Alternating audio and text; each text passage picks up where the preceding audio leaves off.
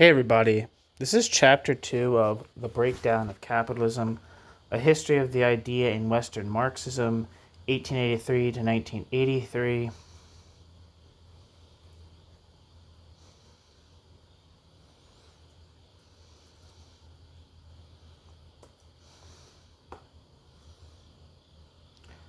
Chapter 2 is titled Points of Reference in Marx's Theory of Capitalist Development, with the headings Marx's Critique of Classical Political Economy, the Creation of Logical Space, the Law of the Tendency of a Falling Rate of Profit, Crises and Underconsumption, Breakdown in the Open Dialectic, the Status of Laws.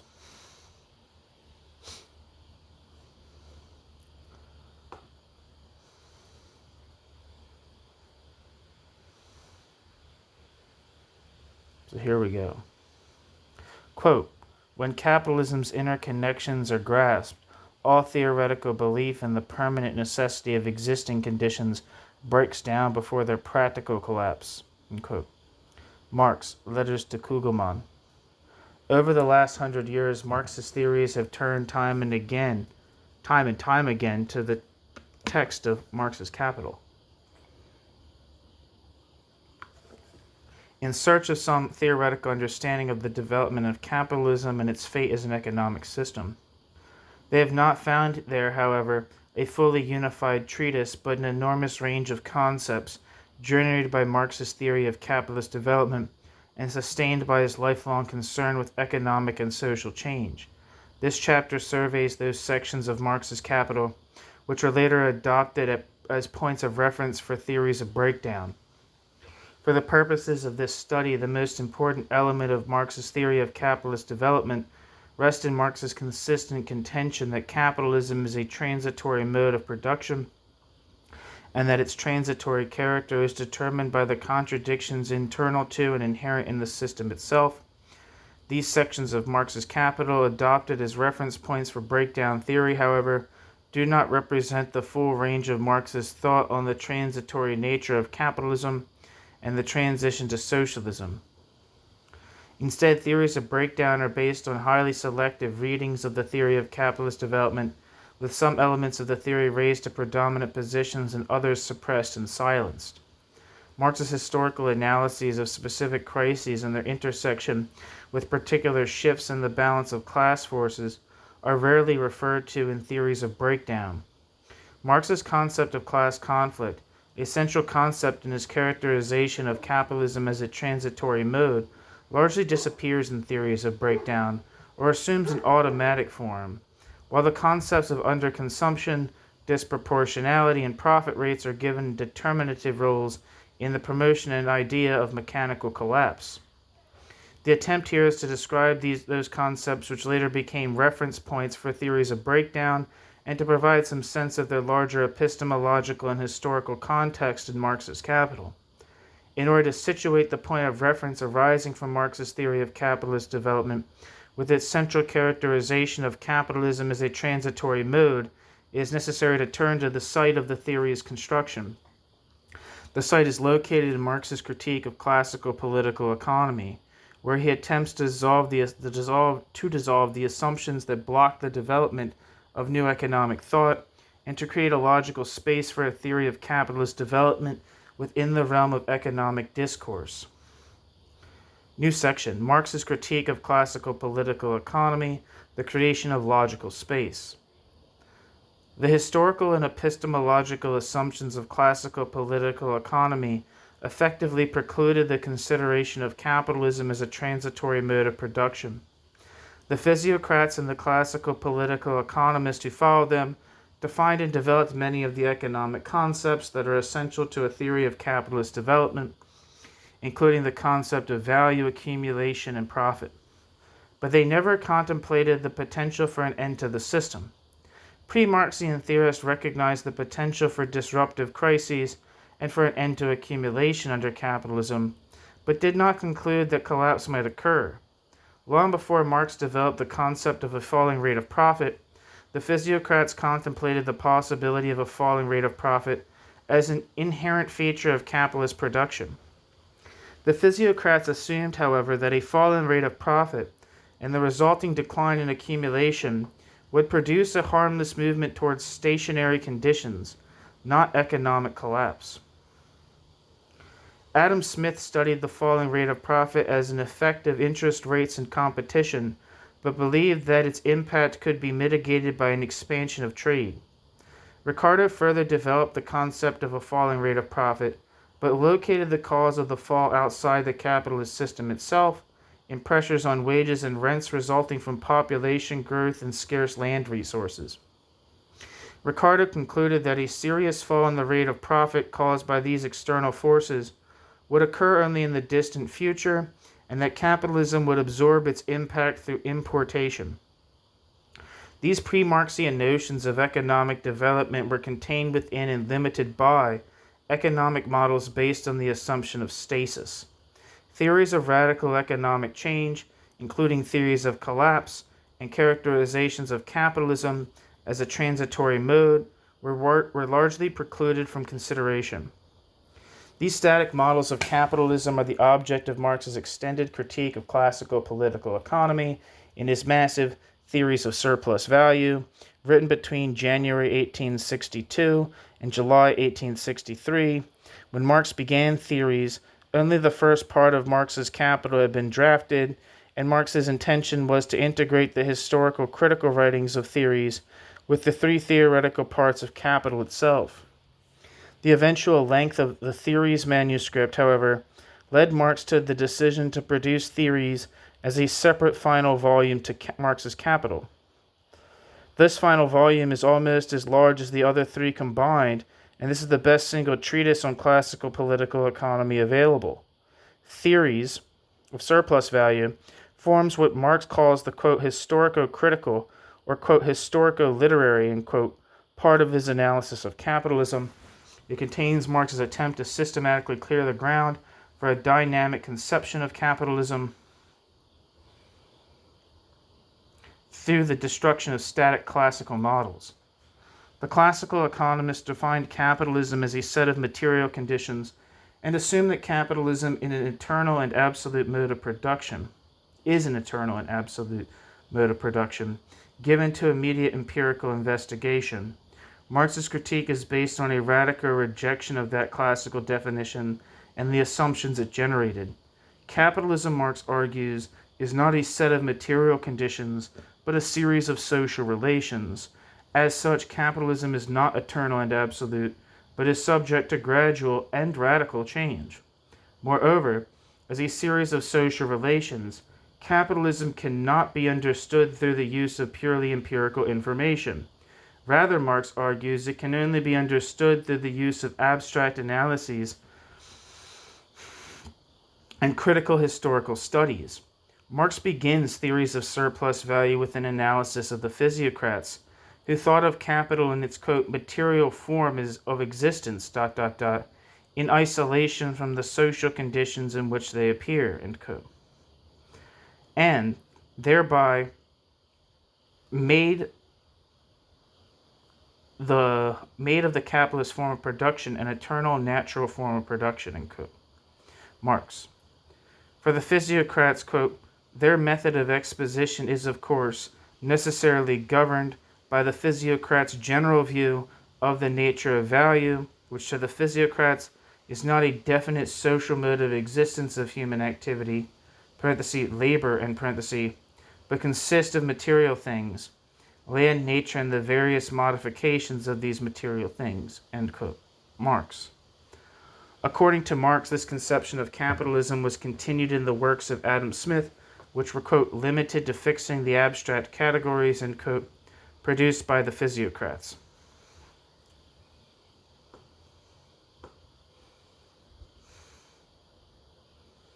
One second.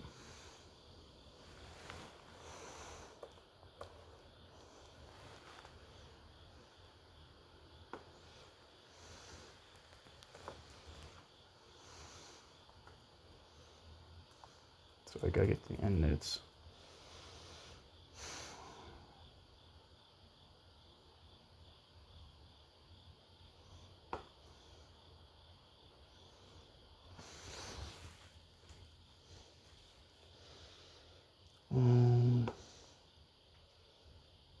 It's a footnote. There's some footnotes that I missed already.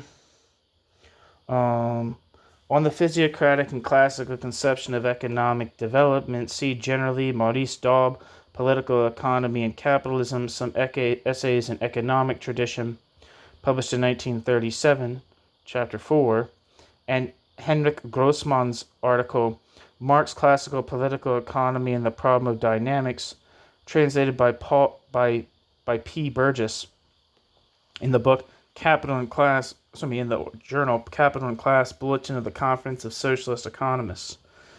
End footnote. Footnote. Theories of Surplus Value was published in a mutilated edition edited by Karl Kautsky in 1905 to 1910, and in its full original form in 1956 to 62.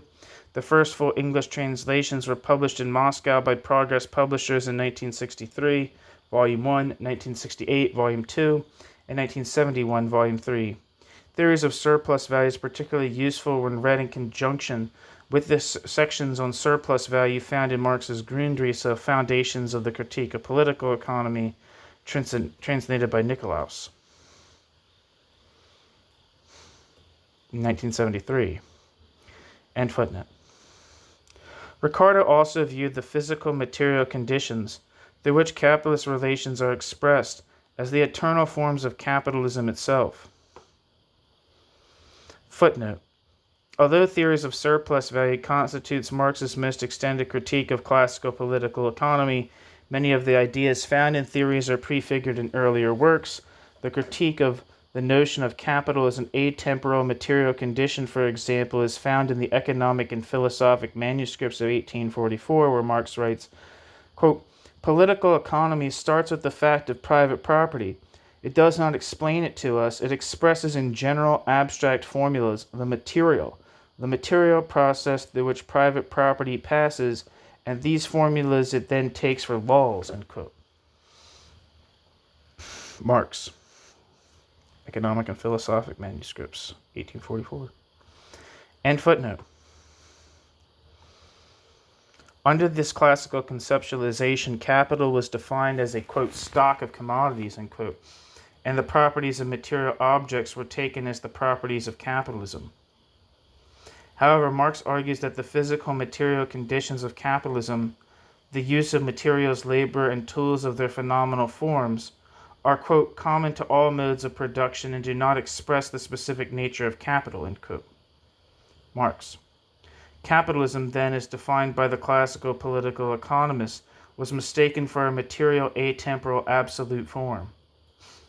Marx argues that capital is the embodiment of specific definite social relations of production, and that capitalism can only be defined as a series of social relations, not as a set of material conditions.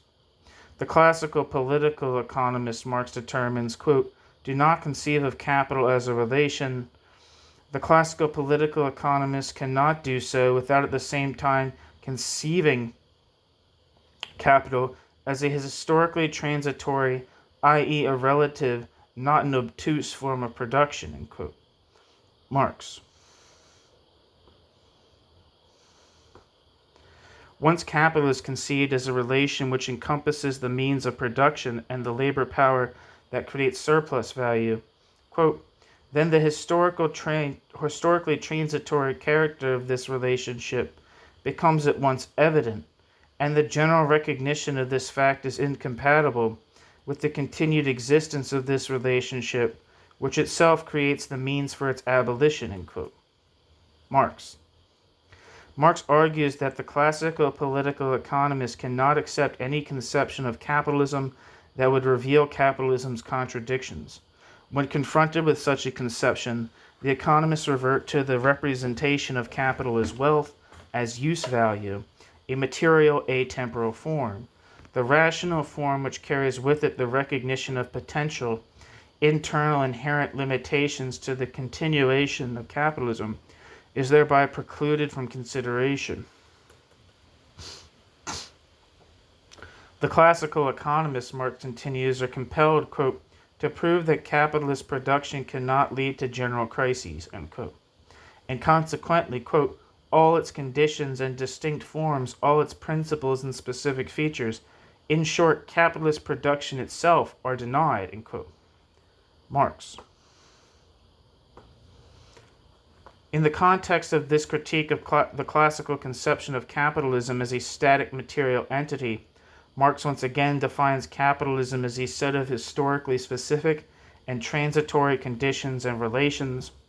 This definition forms the basis for a consideration of capitalism as a system subject to conflict, contradiction, and termination. The epistemological consequences of this definition, however, are complex. Footnote. It is common practice among Marxist scholars to limit Marx's critique of classical political economy to the critique of the notion that capitalism as eternal and absolute. The best example of that is found in R. Eagley, The Structure of Classical Economic Thought, published in 1974, where Marx's relationship to classical political economy is seen as the simple process of, quote, dynamizing, end quote, the static classical models. A more sophisticated example is found in the debate between Lucien Sèvres and Maurice Godelier in International Journal of Sociology, Volume 2, Numbers 2 and 3, Summer-Fall 1972, where the attempt to combine structuralism and the dialectic in the context of Marx's critique results in the creation of an objectless dialectic, emerging of the dynamic and static models. End footnote. The epistemological consequences of this definition, however, are complex, as a series of temporal relations rather than a set of material conditions. Capitalism is not subject to the empirical analysis utilized by the classical political economists, nor is it subject to their positivistic approach to economic inquiry. As Engels noted in his preface to Capital, quote, a theory which views modern capitalist production as a mere passing stage in the economic history of mankind must make use of terms different from those habitual to writers who look upon that form of production as imperishable and final. End quote.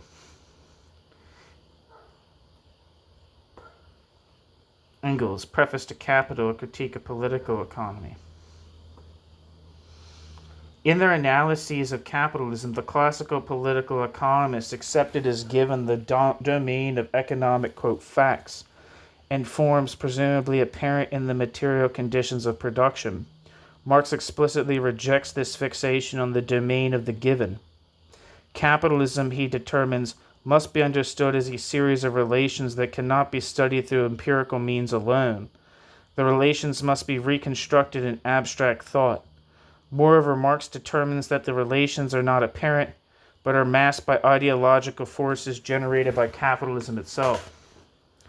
With Adam Smith and later economists, Marx argues, quote, lack of theoretical understanding needed to distinguish the different forms of economic relations remain the rule of their course, grabbing at and interest in the empirically available material, end quote. Marx. Do you know why the internet's out? I don't think it's out for me. It's not out on the TV and it's out on my phone. Well, I don't know. I'm sorry, I don't know. The relations must be reconstructed in abstract thought. Moreover, Marx determines that the relations are not apparent but are masked by ideological forces generated by capitalism itself. With Adam Smith and later economists, Marx argues, quote, lack of theoretical understanding needed to distinguish the different forms of economic relations remains the rule of their course, grabbing at an interest in the empirically available material, end quote. Marx, Theories of Surplus Value. According to Marx, the classical formulation of the laws of capitalist production is derived through a process of direct extrapolation, which presents the phenomena as the law of the phenomena, and the given, quote, facts, unquote, as the general laws and abstract conceptions of economic development. Ricardo is reproached, quote, for regarding the phenomenal form as immediate and direct proof or exposition of the general laws, and for failing to interpret it. End quote. Marx, theories of surplus value.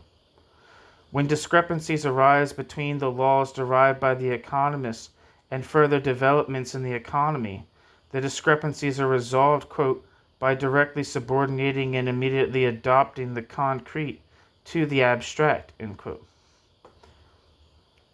Marx, Theories of Surplus Value, Volume 3. In classical thought, quote, crass empiricism turns into false metaphysics. Scholasticism, which toils painfully to deduce undeniable empirical phenomena by simple formal abstraction directly from the general law, or to show by cunning argument that they are in accordance with that law. End quote. Theories of Surplus Value, Volume 1. Starting from the, quote, facts, end quote, of capitalist production and unable to grasp its form, which has been accepted a priori as self-evident, the economists, quote, consequently, examine only the magnitude, end quote, of the crucial components of capital. Their attention is thereby diverted from the relational forms which reveal the source of contradiction.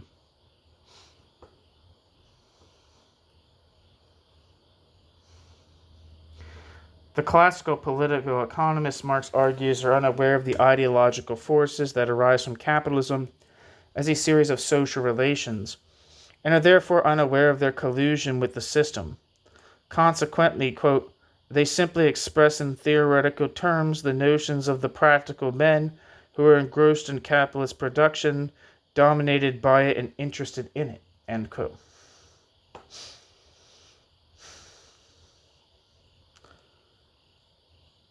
So there's a Surplus Value, Volume 3.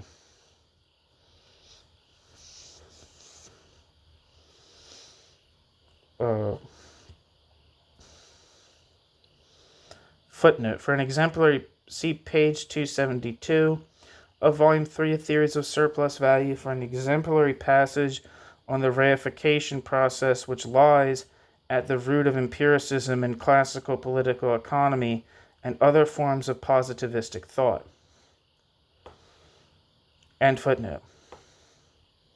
Marx's rejection of the empiricist notion of apparent, quote, facts is part of his analysis of the mechanisms by which the economists deny the possibility of a transitory capitalism, a probing of the grammatical gaps through which the economists, quote, cling to the concept of unity in the face of contradiction, end quote.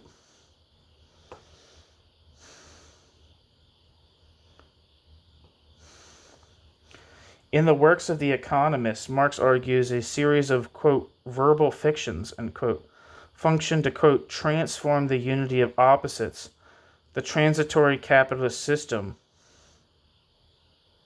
quote, into the direct identity of opposites, an eternal mode of production preserved from the anticipation of economic transition.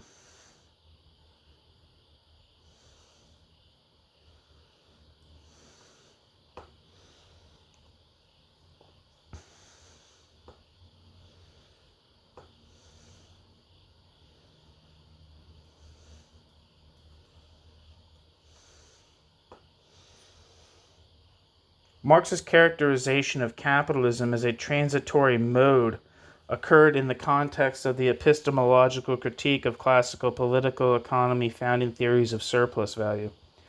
Decades later, when breakdown theorists turned to Marx's capital as a reference point, they extracted the characterization from its epistemological and critical underpinnings and reverted to the classical forms.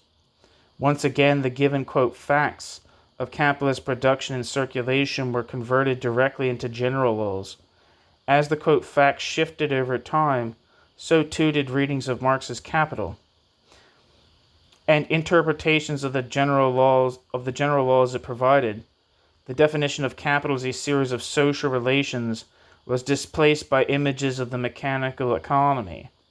Marx's formulation of the tendential laws of capitalist development became fertile ground for those engaged in the construction of theories of automatic collapse.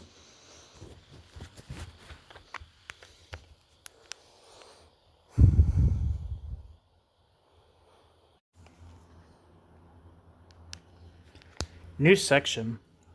The law of the tendency of a falling rate of profit. The characterization of capital as a series of social relations subject to conflict and contradiction is explicated in Marx's Capital. The site of the construction of the characterization of capitalism as a temporary mode. The construction, however, takes place at several scattered points in the text and assumes a number of discursive forms. Generally, the dominant forms of the construction emerge through two mutually dependent but distinct discourses which recur at various points throughout Marx's Capital, and later provide the points of reference for theories of breakdown. The first discourse consists of a series of general assertions concerning the contradictions of capitalism and the progressive realization of tendential laws. The second discourse consists of a more concentrated and cohesive theoretical elaboration of the law of the tendency of the rate of profit to fall, a tendential law in the development of capitalism, which presumably acts like other tendencies and serves as a link between the contradictions of capitalism and its concrete existence as a mode of production. The range of theoretical possibilities generated by these two discourses and by their coexistence is compounded by variations in the epistemological bases of the text. The first discourse disappears sporadically throughout Marx's Capital. With respect to the transitory character of capitalism, the discourse is most forcefully represented in the first volume of Capital, in the preface and in chapter 32, in passages which are frequently cited as reference points for theories of mechanical collapse and automatic revolution. Quote, intrinsically, it is not a question of the higher or lower degree of development of the social antagonisms that result from the natural laws of capitalist production. It is a question of these laws themselves, of these tendencies working with iron necessity towards inevitable results. The country that is more developed industrially only shows to the less developed the image of its own future. End quote.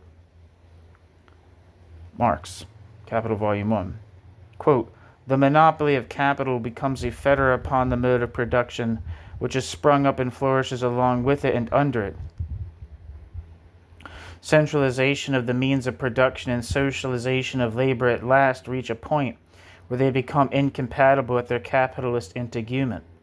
This integument is burst asunder. The knell of capitalist private property sounds. The expropriators are expropriated. End quote. Marx. Quote, but capitalist production begins with the inexorability of a law of nature, its own negation. It is the negation of negation. End quote. Marx. In these passages, Marx relies on a linear causality which necessarily results in a definite, identifiable state of affairs involving the actual end of capitalism. The primary contradiction of capitalism, the contradiction between the developing forces of production and the limitations placed on this development by the relations of production, provides the setting for radical social change. This contradiction is given another form of expression in Marx's numerous discussions of tendential laws. These discussions involve the tendency towards concentration and centralization, the tendency towards the increasing relative impoverishment of the proletariat, and the tendency towards relative overpopulation. At some points, Marx's formulations of these tendencies support the linear notion of causality found in Chapter 32. The laws are absolute in that their realization is necessary and inevitable. They are tendential in that they are realized progressively and with growing intensity. Epistemologically, they are grounded in a conception of economics which provides for empirical documentation of the system as a whole. These tendencies, however, are discussed in recurring passages which do not provide systematic, concentrated theoretical elaboration. The only concentrated theoretical elaboration of a tendential law occurs in Marx's discussion of the falling rate of profit. Theoretical elaboration of the law of the falling rate of profit takes place primarily in the third volume of Marx's Capital, in chapters 14, 15, and 16, where Marx discusses the, quote, law itself, and, quote, the, quote, counteracting influences, end quote, and the, quote, internal contradictions of the law, end quote. Marx. Footnote. According to J. Siegel in the book Marx's Fate, the Shape of a Life, the sequence of these chapters was rearranged by Engels and their titles were provided by him. After an examination of Marx's original manuscripts at the Institute for Social History in Amsterdam, Siegel concludes that Engels created these chapter divisions by shifting some of the pages in the original manuscript to different locations, and in doing so altered the focus of Marx's argument in a way which gives greater weight to the discussion of counteracting tendencies than Marx had intended.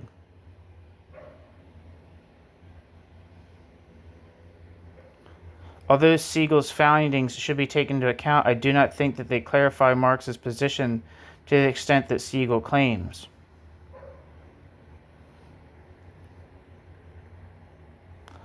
Siegel's contention that Marx did not recognize the, quote, internal contradictions of the law, end quote, is misleading. Marx especially and explicitly characterized the law as a, quote, double-edged law, end quote.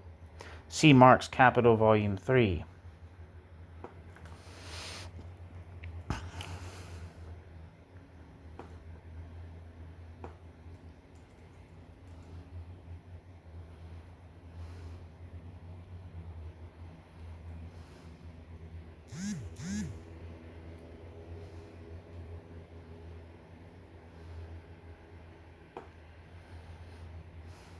Sorry, one second.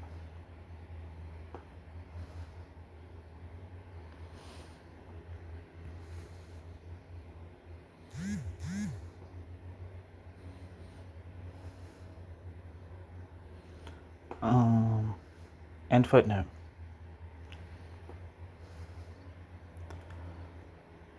The fundamental contradiction of capitalism, which forms the center of Marx's first discourse on the transitory nature of capitalism, is reformulated in Volume 3 in the discussion of the law of the tendency of the rate of profit to fall. Quote, the real barrier to capitalist production is capital itself. Capital itself, ... The means, unconditional development of the productive forces of society, comes continually into conflict with the limited purpose, the self-expansion of the existing capital. The capitalist mode of production is, for this reason, a historical means of developing the material forces of production and creating an appropriate world market, and is, at the same time, a continual conflict between its historical task and its own corresponding relations of social production. End quote. Marx.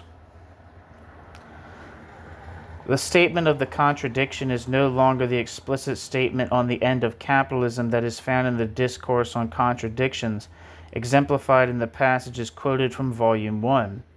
Instead, the statement from the discussion of profit rates is a statement of the, quote, continual conflict, end quote, between the unconditional development of productive forces and the limited purposes of expansionary capitalism. The rising social productivity of labor, as it finds expression in the higher organic composition of capital, and finally in the falling rate of profit, is a movement which simultaneously generates barriers to capitalism and the means of their circumvention through a series of unresolved effects and counter-effects. The law of the tendency of the rate of profit to fall is thus a, quote, inner and necessary connection between two seeming contradictions, end quote. A decrease in the rate accompanied by an increase in the mass of profit.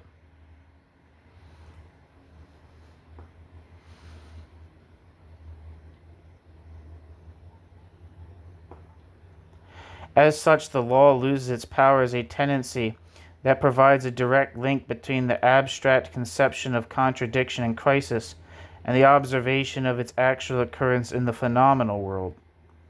The law of the tendency of the rate of profit to fall is one consequence of increased productivity, quote, an expression peculiar to the capitalist mode of production of the progressive development of the social productivity of labor, end quote, which is, quote, identical with the progressively higher organic composition of capital, end quote. Marx, Capital, Volume 3. Due to its importance to capitalist production, the law, quote, may be said to be a mystery whose solution has been the goal of all political economy since Adam Smith, end quote. Marx, Capital, Volume 3. Marx makes it clear that the law was not only the goal, but the great fear of the classical political economists. The, quote, terror, end quote, which the law inspired in the classical political economists arose from the law's implications for the concentration of capital and from the implication of an internal and inherent limit to capitalist production.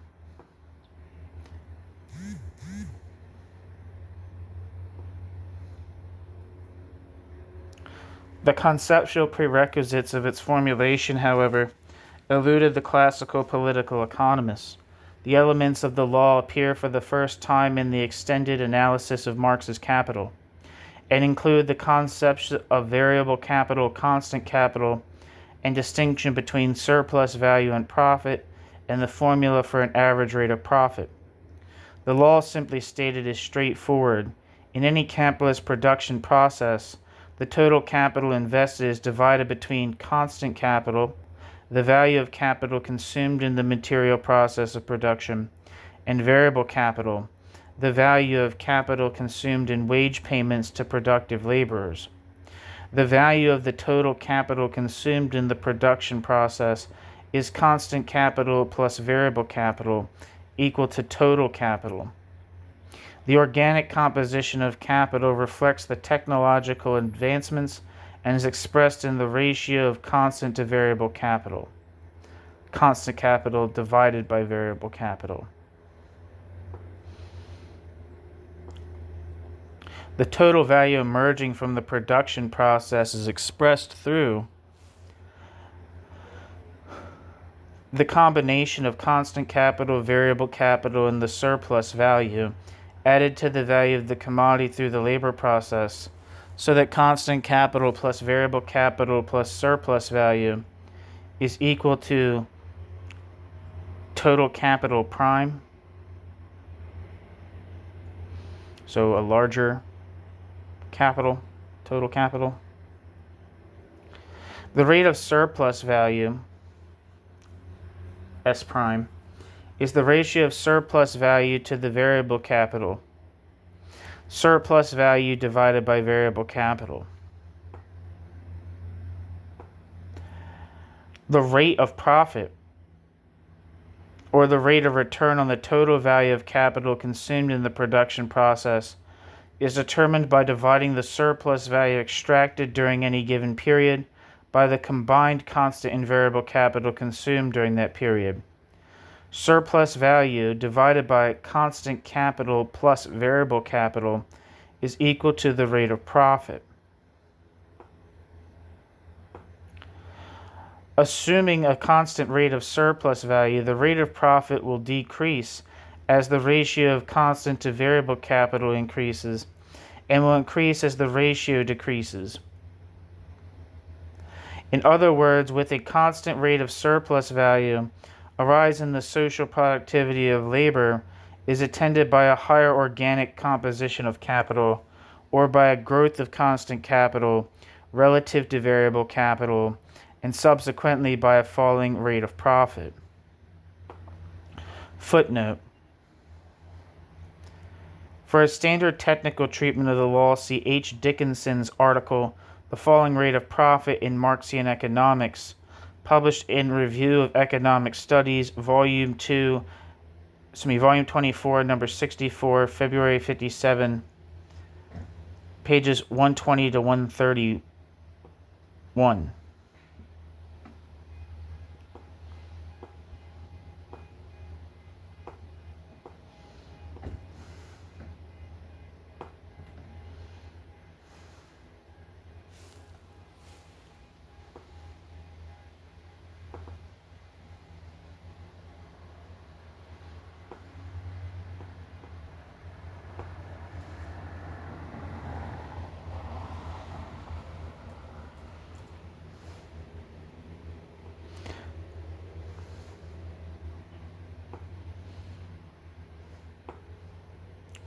Sorry, I just wanted to take that down. A thorough discussion of the law is found in D. Yafa's The Marxian Theory of Crisis, Capital and the State, published in Economy and Society, Volume 2, Number 2, May 1973. Standard criticisms of the law are found in L. von Bortkiewicz.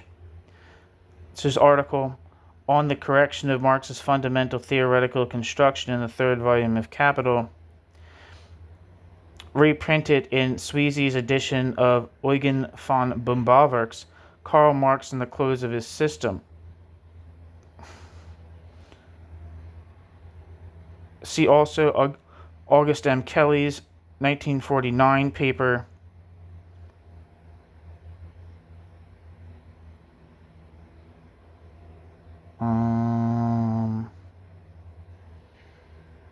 or maybe I'm reading that wrong, I don't know. And Value and Price in Marxian System and International Economic Papers. Joan Robinson, An Essay in Marxian Economics, published in 1966.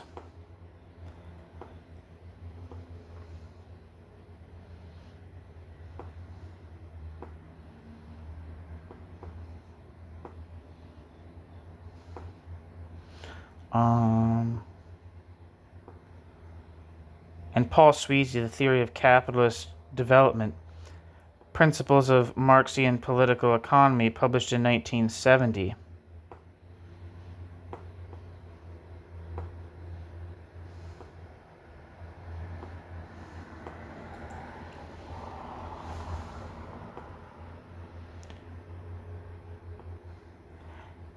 And Rosdowski's Response, The Making of Marx's Capital.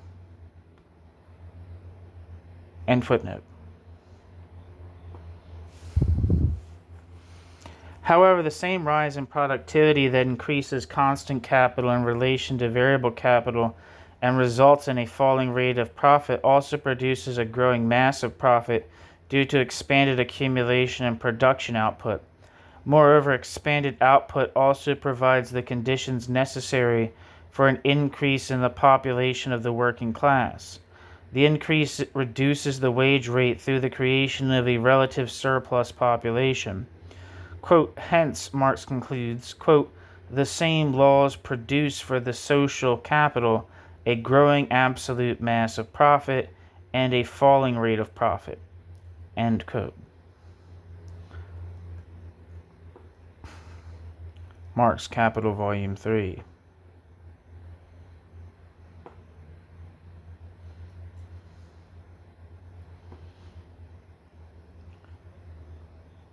Quote, this not only can be so, unquote. Marx argues, quote, aside from temporary fluctuations, it must be so on the basis of capitalist production, end quote. Marx Capital, Volume 3. Quote, the law of the, no quote, the law of the tendency of the rate of profit to fall is then a, quote, double-edged law, unquote, which contains its own, quote, internal contradictions, unquote. The same movements of development within capitalism produce contradictory effects, which, quote, mutually influence each other and are phenomena in which the same law expresses itself, end quote. The falling rate of profit is countered by developments which arise from the same increase in productivity. These include an increased mass of profits arising from accelerated accumulation, a reduction in the value of constant capital due to increased productivity, and a reduction in the cost of labor power through a reduction in the value of its means of reproduction, and through an increased tendency toward a relative surplus population. These counteracting influences, quote, cross and annul the effect of the general law, unquote, of the falling rate of profit, and give it, quote, merely the characteristic of a tendency, end quote. The law as a, quote, absolute action is checked, retarded, and weakened, end quote, by counter effects which, quote, hamper, retard, and partly paralyze, end quote, the downward motion of the rate of profit. Quote, thus, Marx concluded, quote, the law acts only as a tendency and it is only under certain circumstances and only after long periods that its effects become strikingly pronounced, end quote. Marx. This last statement, with all its vagueness and generality, is the most concrete anticipation of crisis that occurs in Marx's discussion of the falling rate of profit. And that's precisely what Heinrich would say. And Heinrich also talks about how, at least, maybe I'm misremembering him, so don't quote me on this, but I think Heinrich kind of says that, like, Marx doesn't really talk about the falling rate of profit. If it's such a central part of, like, his theory, why is it not discussed? It's not, like, I think he says that it's, like, not particularly elaborated upon, or even, maybe not even discussed at all, after the manuscripts from which Engels composed Capital Volume 3, which would be, like, the 1864-65 manuscripts, so prior to Capital Volume 1's publication.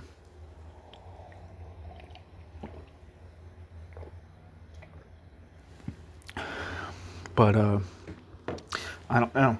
And also, I think in some of the notebooks, Heinrich thinks there's, like, things where Marx says that not, like, the profit rate actually increases. The general profit rate across society's total capital increases. And then there's also the question of, like, okay, if the falling rate of profit, if the rate of profit is falling, to what, you know, like he says here, this last statement, with all its vagueness and generality, is the most concrete anticipation of crisis that occurs in Marx's discussion of the falling rate of profit. It's like, how fast, how fast would the rate of profit have to fall for it actually to culminate in some kind of economic crisis, especially an economic crisis of a breakdown of the system entirely. Anyway.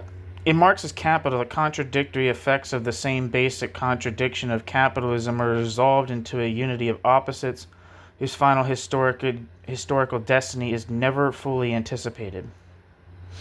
Marx indicates that the tendential laws of capitalism cannot predict or be identified with the given class of events.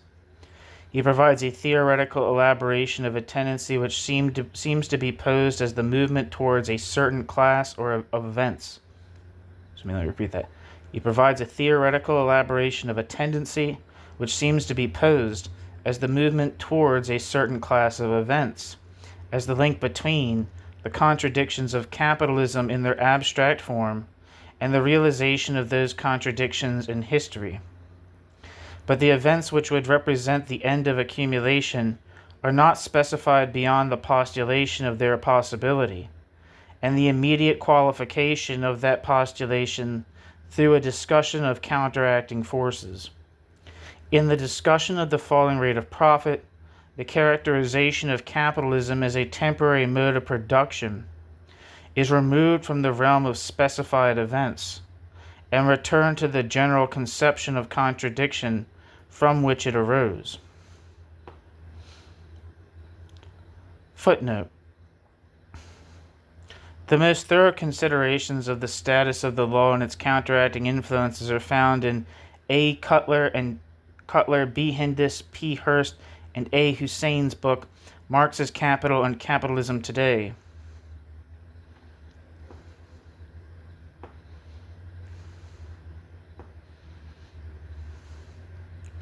Published in 1977.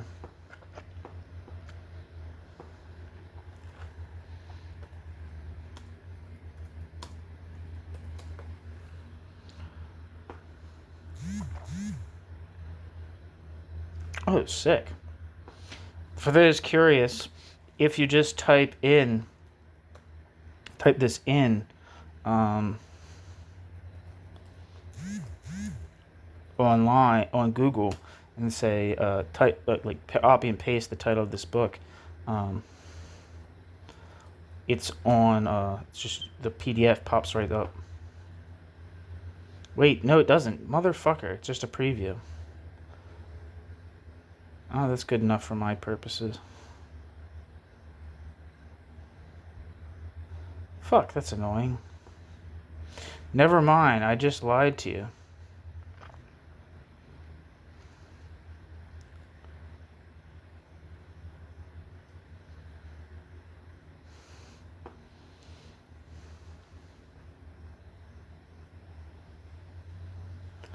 Anyway, sorry about that.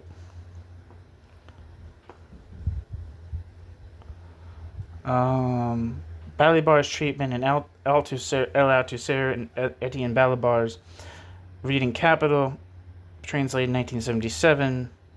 A. Hussein's article, Crises and Tendencies of Capitalism. Paul Maddock, Value Theory and Capital Accumulation, published in Science and Society, 1959. See also G. Hodgson's article, The Theory of the Falling Rate of Profit, published in New Left Review, 1974. End footnote.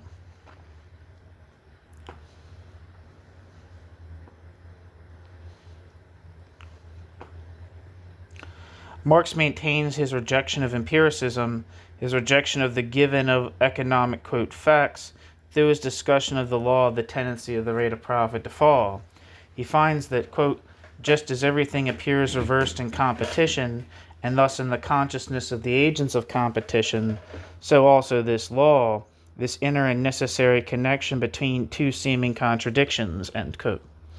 Marx, Capital, Volume 3. Moreover, Marx reminds the reader that some of the possible counteracting influences to the falling rate of profit are not discussed in Marx's Capital because they are not related to the, quote, general analysis of capital, but belong in analysis of competition, which is not presented in this work, end quote. Marx, Capital, Volume 3. These qualifications and the methodological considerations they entail, however, were largely silenced in later readings of the law. I'm going to repeat that. These qualifications and the methodological considerations they entail, however, were largely silenced in later readings of the law.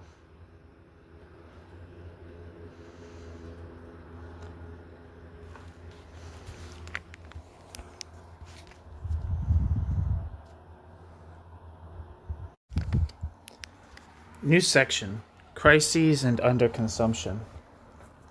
Beyond the characterization of capitalism as a transitory mode that appears in Marx's Capital, in the general statements on contradiction and the theoretical elaboration of the law of the tendency of the rate of profit to fall, there exists a continuous discussion of periodic crises as the recurrent but indecisive manifestation of the contradictions of capitalism. Marx's discussions of contradiction and the tendential law of profit are aspects of the general analysis of capitalism, and as such are not subject to problems arising from the realization of value or to verification through immediate empirical inquiry. The crises that punctuate the development of capitalism in its drive towards expansion, however, involve problems of circulation and realization and draw Marx into discussions of specific historical and economic events. These events are retrieved through empirical research. At certain points, Marx provides the language through which the distinction between temporary crises and permanent breakdown would be obliterated in the hands of later theorists. Generally, Marx presents crises as temporary suspensions in the drive toward economic expansion. As such, crises eventually redefine equilibrium and recreate the conditions for accumulation. Overproduction, the primary cause of crises, and the credit system, the basis of circulation, quote, are the means by which capitalist production seeks to break through capitalist production's own barriers and to produce over and above capitalist production's own limits. Capitalist production's own limits, end quote. Marx, Theories of Surplus Value, Volume 3. During the crisis, Marx argues capital is devalued, prices are adjusted, the various sectors of industrial production are realigned, and the surplus working population is reapportioned.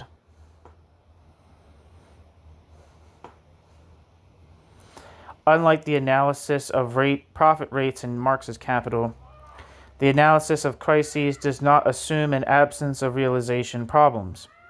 Rather, crises emerge through the impacts of overproduction on the circulation process and create disruptions in the realization of surplus value and in the continued expansion of capital. Marx's initial concern with the realization of value rests only with the role of realization in the reconversion of money into capital, a prerequisite to accumulation. Crises may arise from a general increase in the price of raw materials, from a general overproduction of capital and consumer goods, or from the disproportionate production of capital goods in relation to consumer goods.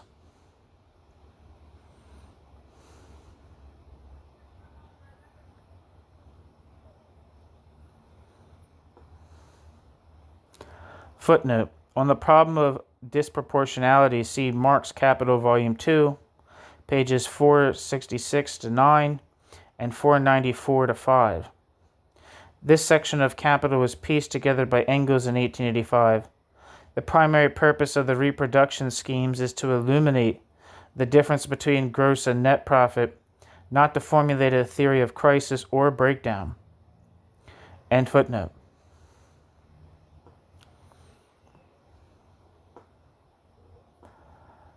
All result in a disruption in the flow of payments which constitute the credit system and from which the basis for a smooth continuation and which form the basis for a smooth continuation of accumulation.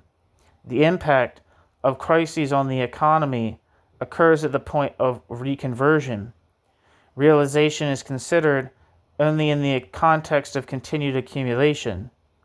These crises are not permanent crises, which would be synonymous with breakdown. As opposed to breakdown, Marx argues, quote, the transitory overabundance of capital, overproduction and crises are something different. Permanent crises do not exist, end quote. Marx. Theories of Surplus Value, Volume 3. Crises are realization problems which achieve significance through the reconversion process, but are rooted in the production process itself. According to Marx, their, quote, abstract form, end quote, is revealed through, quote, the examination of the general nature of capital, even without going further into the actual relations which constitute prerequisites for the real process of production, end quote. Marx, Theories of Surplus Value. The potential for crises arises from the contradiction between the unlimited productive powers of capitalism and the limited productive purposes of capitalism, as that contradiction is reflected in the general metamorphosis of commodities and the radical separation of purchase and sale. In a crisis, the actual unity of the commodity is use value and exchange value, and the actual unity of purchase and sale as acts in the circulation process forcibly assert themselves. A crisis then, quote, manifests the unity of the two phases that have become independent of each other, end quote. Marx, Theories of Surplus Value, Volume 3. But this is only the, quote, abstract form, end quote, of crises that exist at the level of general analysis and remain distinct from the actual or empirically accessible form that would be found in investigation of competition, credit, and the composition of existing capitalist societies. Marx argues that, quote, the factors which turn this possibility of crisis into an actual crisis are not contained in this bracket abstract and bracket form itself. It only implies that the framework for a crisis exists, end quote. Marx. Theories of Surplus Value, Volume 2. But this is only, where am I? If empirical verification and causal explanation are desired, quote, the potential crisis has to be traced. The real crisis can only be deduced from the real movement of capitalist production, competition, and credit, insofar as crisis arises out of the special aspects of capital which are peculiar to it as capital, and are not merely comprised in its existence as commodity and money." End quote.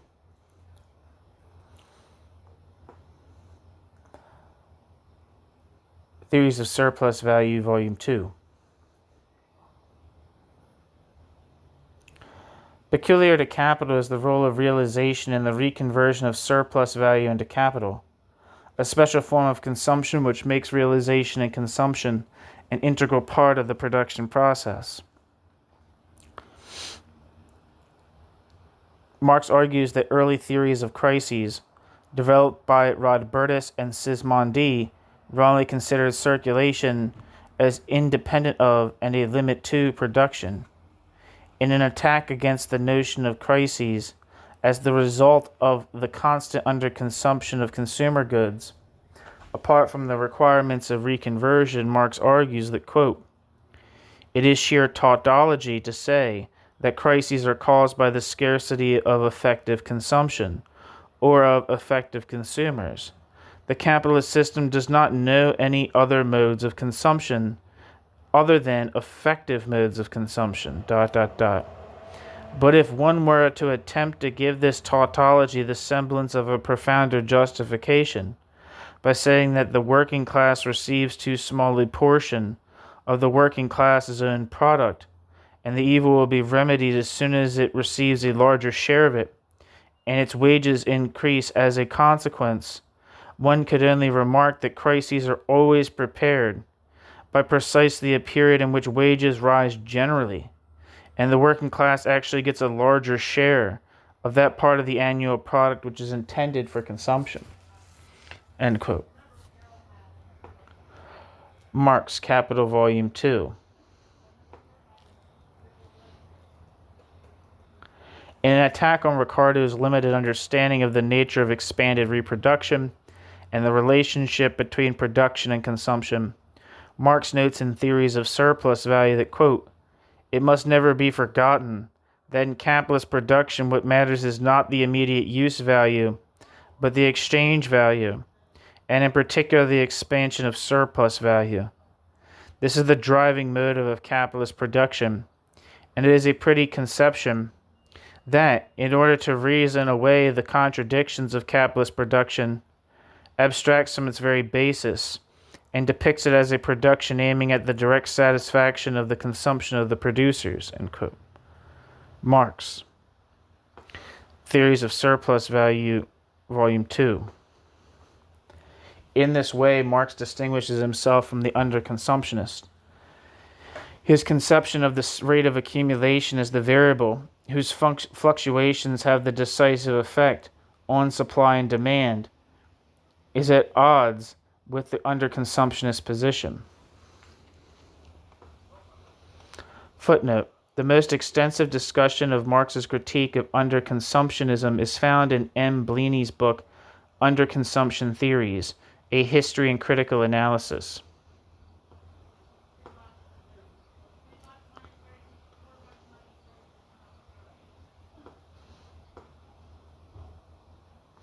Let me see if I can find that book. That sounds very important.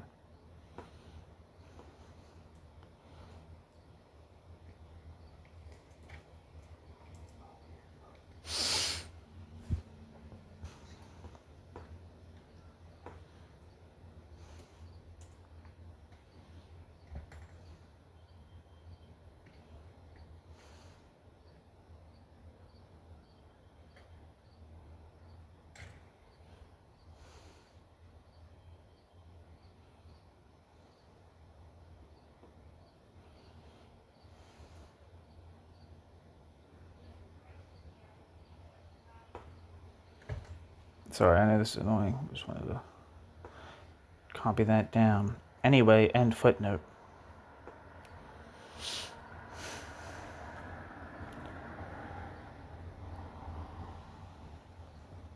Marx's rejection of the idea of consumer underconsumption as the central causal force in the cessation of accumulation reaffirms his commitment to the concept of production as the unity of all economic processes in their contradictory states, and as the source of contradiction and conflict in capitalism. In his attempt to illuminate the nature of crises as symptomatic events generated by the contradictions of capitalism as a mode of production, Marx returns to general statements that reformulate the idea of contradiction. In a movement similar to that which occurs in the discussion of the falling rate of profit, Marx ends his most extended discussion of crises with a reformulation of the idea of contradiction. This reformulation provides the reference point for later attempts to link the analysis of crises as production-related phenomena with the notion of consumer underconsumption, a phenomenon of circulation and distribution alone. Quote, overproduction is specifically conditioned by the general law of the production of capital, and this is carried through continuous expansion of reproduction and accumulation, and therefore constant reconversion of revenue into capital, while on the other hand, the mass of producers remain tied to the average level of needs and must remain tied to it according to the nature of capitalist production. End quote. Marx, Theories of Surplus Value, Volume 2. The same movement continues in Marx's Capital. These are gift ideas for Leslie. Okay. Quote, the periods in which capitalist production exerts all its forces regularly turn out to be periods of overproduction, because production potentials can never be utilized to such an extent that more value may not only be produced but realized. But the sale of commodities, the realization of commodity capital and thus of surplus value, is limited not by the consumer requirements of society in general, but by the consumer requirements of a society in which the vast majority are always poor and must always remain poor. End quote. Marx, Capital, Volume 2. Quote, the ultimate reason for all real crises always remains the poverty and restricted consumption of the masses, as opposed to the drive of capitalist production to develop the productive forces, as though only the absolute consuming power of society constituted their limit. End quote. Marx, Capital, Volume 3.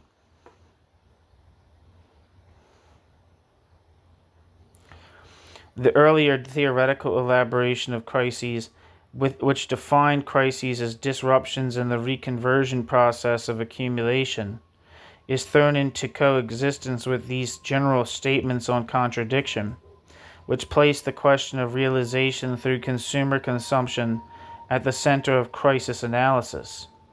This complex reference and the reformulation of contradiction that accompanies it, combined with Marx's references to a tendency towards increasing relative impoverishment, were later used to convert the potential for crises into a potential for permanent crisis or breakdown.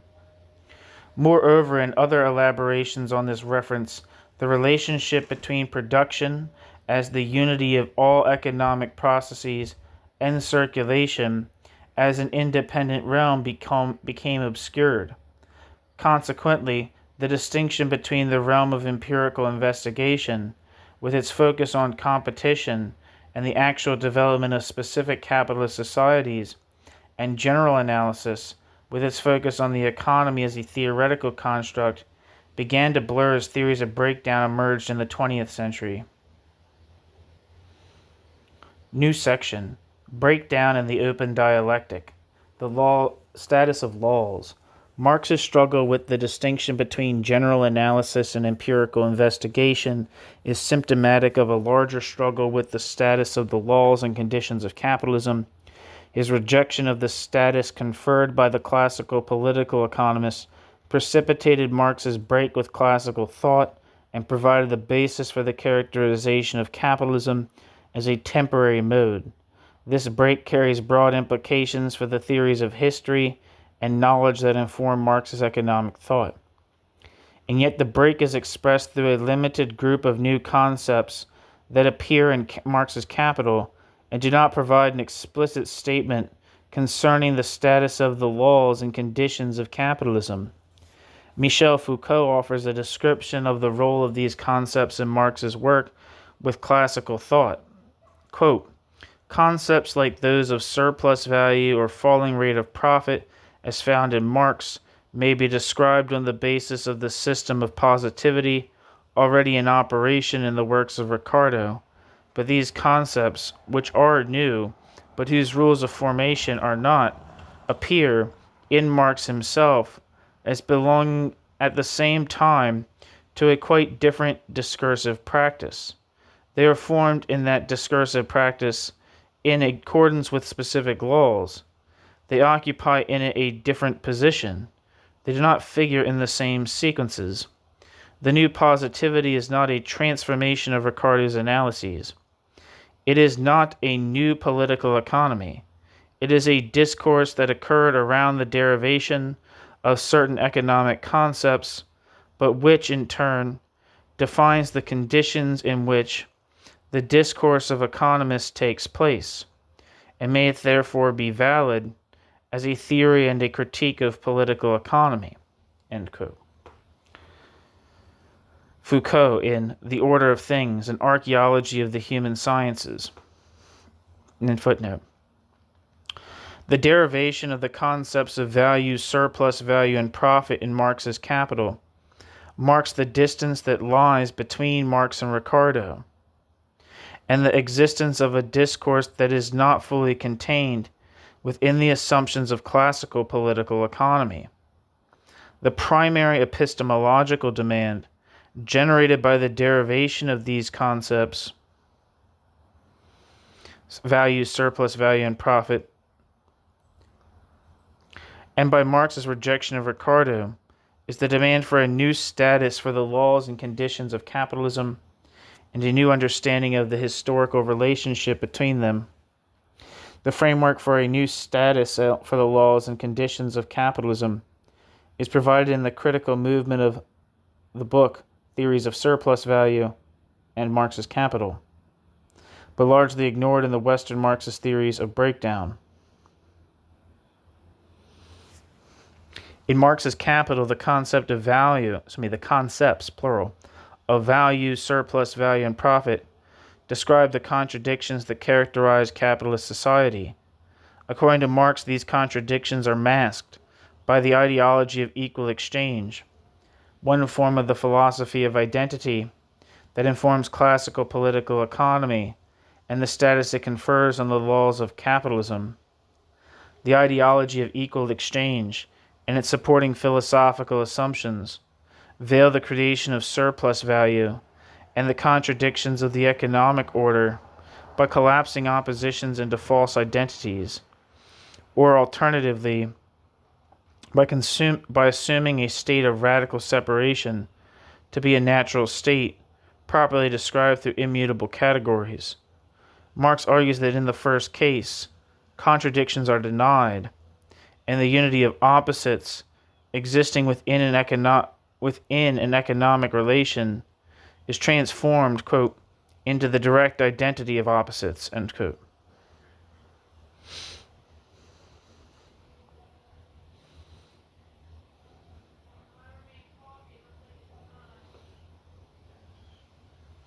Marx, Theories of Surplus Value. In the second case, the separation of related categories is assumed as a given condition and, quote, where therefore it does not in fact apply, is presumed, end quote, since, quote, separation appears as the normal relation in this society, end quote. Marx, Theories of Surplus Value, Volume 1.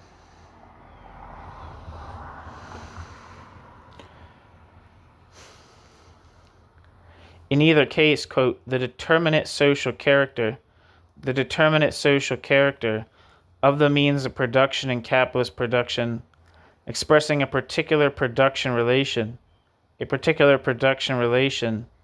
has so grown together with, and in the mode of thought of bourgeois society, is so inseparable from, the material existence of these means of production as means of production, that the same determinateness categorical determinateness, end bracket, is assumed even where the relation is in direct contradiction to it, end quote. Marx, Theories of Surplus Value, Volume 3.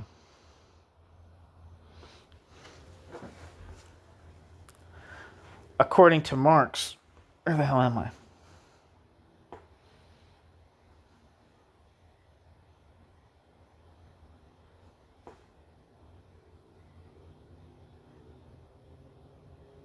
No, Theories of Surplus Value, Volume 1. According to Marx, then, capitalist society, the product of an economic system based on the radical separation of related economic processes, is characterized by oppositions. The existence of these oppositions is denied through a philosophy of identity that restores singularity at the level of theory through the postulation of determinate absolute laws, and at the level of analysis through the postulation of a domain of given facts and sense certainty. The status conferred on the laws and conditions of capitalism by the classical political economists is derived from positivistic social analysis and the broader philosophy of identity that informs it. The same philosophy of identity, in its positivistic form, reemerges in 20th century orthodox and neo-orthodox theories of breakdown. Marx argues that the laws of capitalism, postulated by the classical economists, are granted an unproblematic status as absolute, atemporal, immanent movements, overtly manifested in the observable actual facts of an accessible and given economic reality. The determinism and universality of the laws foreclose on the theoretical possibilities present in the analysis of related but different temporal phenomena, and form a premature and unself-conscious circumscription of economic categories. The philosophy of identity that informs the status of the laws postulated by the classical political economists assumes an identity between what is, what should be, and what will be. To the extent that change and contradiction appear within the philosophy of identity, they appear only as a part of larger movements towards a predetermined stasis. Foucault, following Marx, finds that, quote, for Ricardo, history fills the void produced by anthropological finitude and expressed in a perpetual scarcity until the moment when a point of definite stabilization is attained, ... end quote.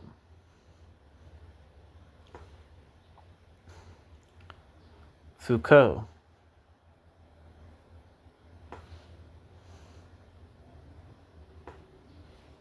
The order of things. In classical political economy, the relationship posed between laws and conditions of capitalism is transparent, direct, and ultimately one of full identity. The laws of economic development are assumed to correspond with apparent facts of concrete economic conditions. The substantive manifestations of the philosophy of identity in classical political economy are thus supported by a series of epistemological assumptions that deny contradictions and opposition and restore singularity at the level of method and analysis. The status of the laws of capitalism, conferred by classical political economists, is made possible through the assumption of an identity between appearance and reality. This assumption forecloses on the theoretical possibility of an indirect relation between the laws of capitalist development and its concrete conditions of existence. It also displaces any consideration of the social forces within capitalism that mediate knowledge of its development.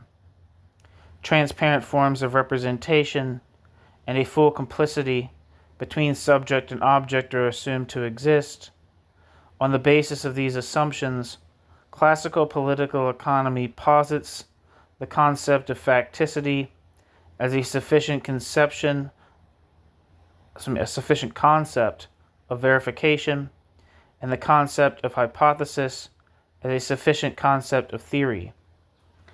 Through the substantive and epistemological assumptions generated by the philosophy of identity, classical political economy moves into collusion with the capitalist economic order and with the ideology of equal exchange that occupies its superstructural forms.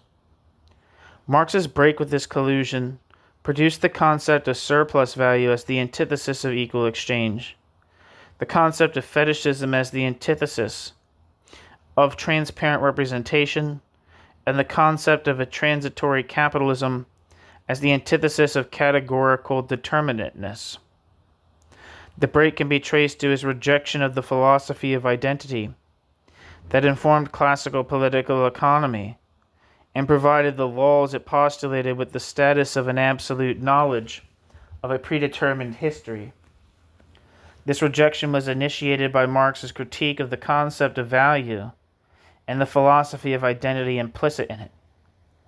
The assumption of an identity between appearance and reality allowed Ricardo to think of value as an objective reality and to postulate laws derived from the concept as absolute and immanent laws. In the first part of Capital, Volume 1, culminating with the section on commodity fetishism, Marx rejects the idea of value as an innate attribute of commodities rooted in an objective reality of needs and utility. Instead, Marx redefines value as a subjective, historically and socially determined measure, a relational term.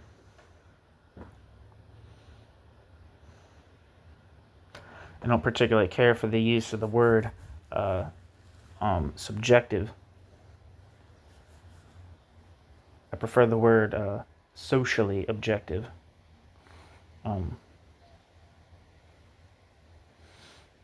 But not naturally objective, if that makes sense. The concept of value in Marx's Capital refers to a social relation in which the world of commodity production, and to the manner in which a temporal social order defines and redefines the relative merits of commodity-producing labor. For Marx, values are not objective realities, or transparent representations of objective realities, or imperfect representations which must draw ever closer to full correspondence with their objects. Instead, values are ideological acts which bring into play social perceptions of labor's products. The classical conception of values as objective realities denies the contradictions of capitalism, the historical specificity of labor, production, and exchange under capitalism, and the temporality of the social order. Marx's rejection of classical political economy, demonstrated in his analysis of value and the critique of commodity fetishism, represents a rejection of the positivist form of the philosophy of identity, implicit in the premises of classical thought and in its assumption of a full, direct and accessible coincidence between the laws and conditions of capitalism. During the 10 years that lapsed between Marx's tenuous acceptance of the classical form of the labor theory of value in The Poverty of Philosophy, and his refutation of any positivist conception of value in Grundrisse, Marx sketched the plan for the critique of classical political economy that was consummated in Marx's Capital. Marx also began a self-conscious reconsideration of the formative influence on his intellectual development by returning to the works of Hegel, which he had repudiated in the earlier writings of the economic and philosophic manuscripts of 1844 and the German ideology. Marx's recognition of the potential for a disjunction between appearance and reality, and the rejection of the philosophy of identity and of classical political economy that followed from this recognition were largely functions of his return to Hegelian concepts. The fundamental Hegelian concepts of alienation, inversion, opposition, and dialectical relatedness appear as critical tools of Marx's Capital, turning against the positivistic formulation of the philosophy of identity found in classical political economy, and against the previously impenetrable veil of capitalist relations. The Hegelian dialectic served Marx as a critical force which could be brought to bear against classical political economy and the philosophy of identity that informed classical political economy. But the Hegelian concepts that appear in Marx's critique appear in a vastly modified form, largely stripped of their teleological components. The presence of these components would have negated the effectiveness of Marx's use of the concepts in his attack against classical political economy and the philosophy of identity underlying classical assumptions. Hegel's dialectic, in its full unmodified form, contains elements of the same philosophy of identity that informs classical political economy. These elements mark the relationship between Hegelian idealism and positivism as the two dominant ideologies of an expanding capitalist order. The philosophy of identity found in the works of the classical political economists is an a priori assumption of identity and an a priori denial of contradiction upon which a linear progressive conception of economic history can be based.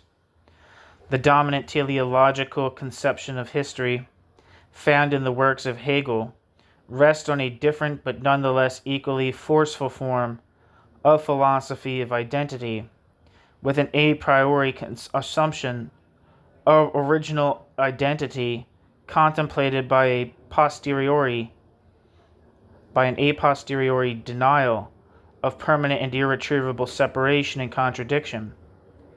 Hegel's formation of the philosophy of identity supports a notion of history as the dialectical process of Geist, working Geist's way towards a re-identification of opposites created during an original rupture in generic totality.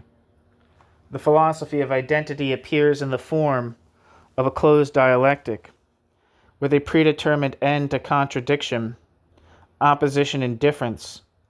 Like the positivist philosophy of identity that informs classical political economy, the idealist form generates a series of deterministic, atemporal universal laws which foreclose on the theoretical possibilities for universal development and our knowledge of it.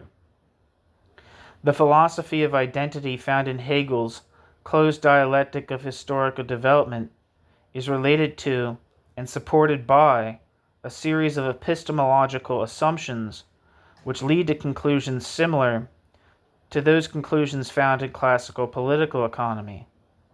In Hegel's works, the complicity of subject and object and the existence of transparent forms of representation are not assumed as already given, but are assumed as pre-existing forms which will necessarily be realized through the teleological movement of Geist in its universal quest for self-recognition.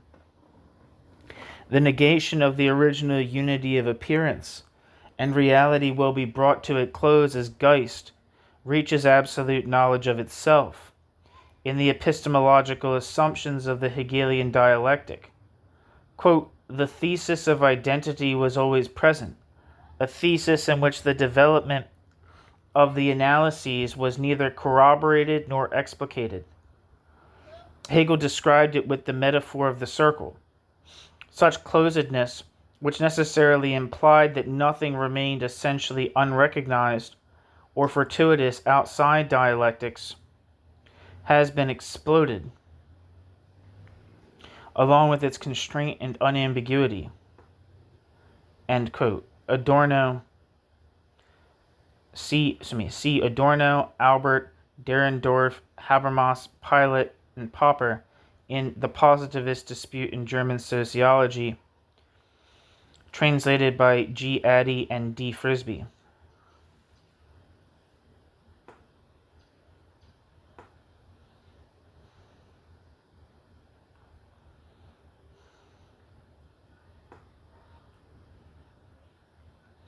1 second.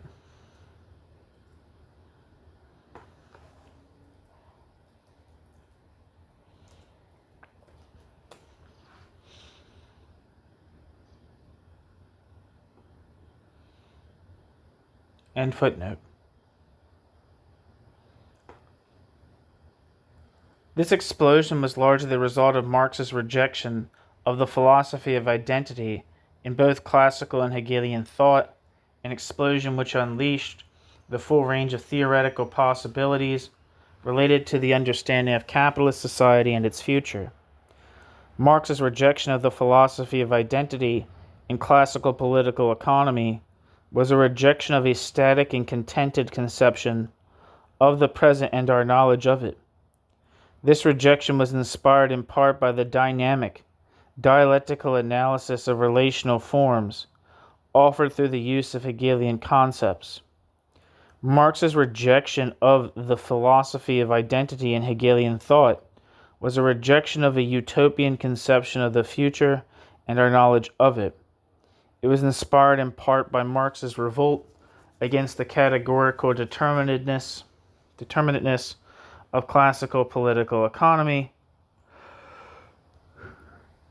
by his commitment to historical analysis and his insistence on the ideological and representational power of the capitalist superstructure. The Hegelian anticipation of a utopian future is absent in Marx's Capital, as is speculation about the epistemological categories which would correspond to a society where appearance and reality coincide. The classical assumption of a static and apparent present is explicitly rejected. The critical movements of Marx's Capital are characterized by a simultaneous movement away from both Hegel and Ricardo, and from the philosophy of identity that marks their thought. Marx indicates that the attempt to move beyond the reified categories of understanding that appear under capitalism and are reflected in the this-worldliness of classical political economy and the otherworldliness of Hegelianism cannot be achieved through ideas which rely on the philosophy of identity. Rather, the attempt must be made through the practice of science as the critique of ideology and an understanding of the unity of opposites that play through history in an open dialectic of repetition and difference. The discourse of this open dialectic in Marx, a discourse which escapes the reified spirit between positivistic empirical analysis and positivistic general analysis, but avoids the absolute idealism of Hegel, appears at many points in his writings. It appears most forcefully and explicitly in the negative movement of Marx's Capital, in the analysis of value and the critique of commodity fetishism, and in the theory of class struggle that appears throughout Marx's works. In these movements, theoretical foreclosure and reappropriation are held at bay. For the critique of classical discourse, Marx turned back to Hegel's dialectic of appearance and reality. But for an explicit statement on the conditions of a new discourse, he was on his own, and predictably near silence. The creation of the discourse of the open dialectic is a consequence of critique, a consequence of the negative movements in Marx's Capital. However, in the context of Marx's theory of capitalist development, a demonstration of a positive construction of the open dialectic may be found in the theory of class struggle and discussion of the law of the falling rate of profit. The theory of class struggle provides an approach to political economy and ideological issues that is fully grounded in the specificity of a particular historical movement, the assessment of the balance of class forces within a concrete economic context. Similarly, the law of the falling rate of profit is provided with an open status and with the full range of theoretical possibilities that surround a new discourse. The discourse of the open dialectic is submerged, but present in Marx's discussion of the falling rate of profit. A reading of this submerged form indicates the potential for the existence of a discursive process of Marx's theory of capitalist development, which is not fully accounted for by either positivism or idealism, the epistemological counterparts of 19th century liberalism and conservatism. During the time that Marx was constructing the theory of the falling rate of profit, he was also engaged in a rereading of Hegel's logic, and wrote to Engels that, quote, in the method of treatment it was of great service, end quote, to his work on profit.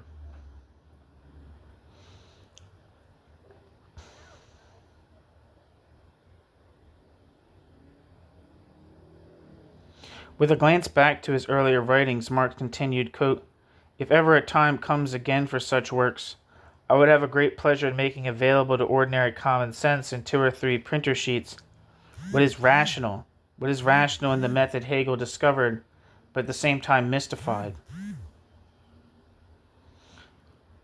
End quote. Marx. Letter from Marx to Engels, January 18th, 1850. End footnote. The theory of profit that emerged from this period contained Hegelian overtones, with its image of a law fraught with internal contradictions arising from the singular phenomenon of increased productivity. The status of the law as an ultimate tendency is prevented from reaching teleological proportions. However, by the unresolved problem of counteracting tendencies,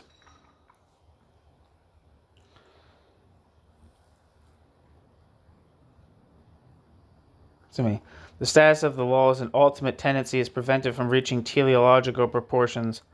However, by the unresolved problem of counteracting tendencies, the law of the tendency of the rate of profit to fall, Marx's most substantial theoretical commitment to a conceptualization of breakdown, is a law of contradictions. Quote, we have thus seen in a general way that the same influences which produce a tendency in the general rate of profit to fall also call forth counter effects which hamper, retard, and partly paralyze this fall.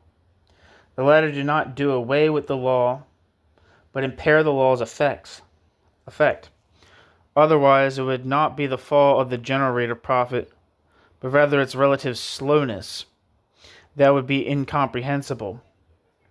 Thus, the law acts only as a tendency, and it is only under certain circumstances and only after long periods that its effects become strikingly pronounced. End quote. Marx, Capital, Volume 3. Marx's original term in the first sentence here is not Hemmen, parenthesis, hamper, in parenthesis, a word chosen by Engels, but aufheben, which also appears in the next sentence. Quote, Sie haben das Gesetz nicht auf, end quote. Translated in the English edition as, quote, the latter do not do away with the law, end quote. Literally, Marx had written that the counteracting tendencies cancel out the law and do not cancel out the law. Aufheben may mean annul, preserve, transcend, or, in its Hegelian context, a context initially familiar to Marx, to move beyond while still retaining residues of the previous state. Footnote: Zeigel's reading of this passage is unnecessarily psychological and misled by his earlier erroneous interpretation of the internal contradictions of the law. See Zeigel's Marx's Fate, pages 345-6. For a more reliable and general interpretation, see Cutler et al., Volume 1, pages 161-5. End footnote. The submerged image of the law in this passage is not that of an ultimate tendency which will necessarily find realization after a long struggle for dominance over conflicting tendencies, nor is it that of a logical construction defeated by the concrete existence of material obstacles or historical events. In either of these cases, the contradiction between the law and the counteracting tendencies would be resolved in the absorption of one by the other. The image that emerges is one of effect and counter-effect, engaged in a mutually dependent process of reciprocity and repetition. In an indeterminate and potentially infinite play of interactions which are similar but different, there is no final indication of full foreclosure at any point, and no final indication of impending breakdown or eventual resolution. The law of the tendency of the rate of profit to fall ends in a theoretical elaboration which entertains positivist and idealist interpretations, but contains a submerged discourse that cannot be fully accounted for by either. In later readings of Marx's Capital, the discourse on contradiction was commonly appropriated in forms which assumed the progressive linearity of British classical political economy or the apocalyptic vision of Hegelian teleology.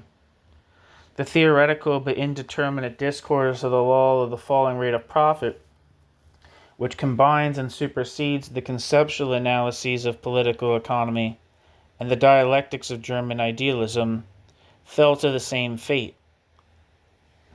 The theories of breakdown generated from readings of Marx's Capital reverted back to the philosophy of identity Marx so desperately tried to escape. The ahistorical quality of the philosophy of identity re-emerged in theories of breakdown as the historical specificity of crises, and their role in an ongoing cyclical process was lost to a detemporalized notion of crises as permanent chronic conditions or conclusive events. The a priori determinism of the classical and Hegelian models reappeared in the privileged linear causality of progressively intensifying chronic crisis, or the apocalyptic teleological vision of final collapse. The discourse of the open dialectic, within which class struggle could be situated, was quickly buried beneath the resurgence of earlier forms of thought. Theories of automatic collapse simply reversed the classical conclusion of automatic continuation, silencing the concepts that provided the basis for Marx's break with positivist and idealist forms. The orthodox and neo-orthodox theories of breakdown that were generated during the Second International and expanded throughout the new century restored the singularity of the philosophy of identity through the postulation of absolute mechanical laws and sense certainty. The anti-orthodox theories of breakdown that soon arose to challenge the orthodox and neo-orthodox positions restored the philosophy of identity through the postulation of ontological laws and the postulation of a reversal in the roles of structure and superstructure, which assumed idealist forms. In both cases, the status of the laws and conditions of capitalism was returned to the same epistemological assumptions that corresponded to the expansion of the bourgeois order and became the object of Marx's critique in Capital. The epistemological and historical premises of theories of breakdown, in their return to positivist and idealist forms, required fundamental reformulations of the concepts found in Marx's Capital. The reference points were located through selective readings frozen in the text and recast to accommodate the philosophical and political requirements of the new theories. The relations between structure and superstructure, production and circulation, and profit and exploitation were radically reset. The laws and conditions of capitalism were no longer indirectly related through critical discourse, but fully identified or completely separated.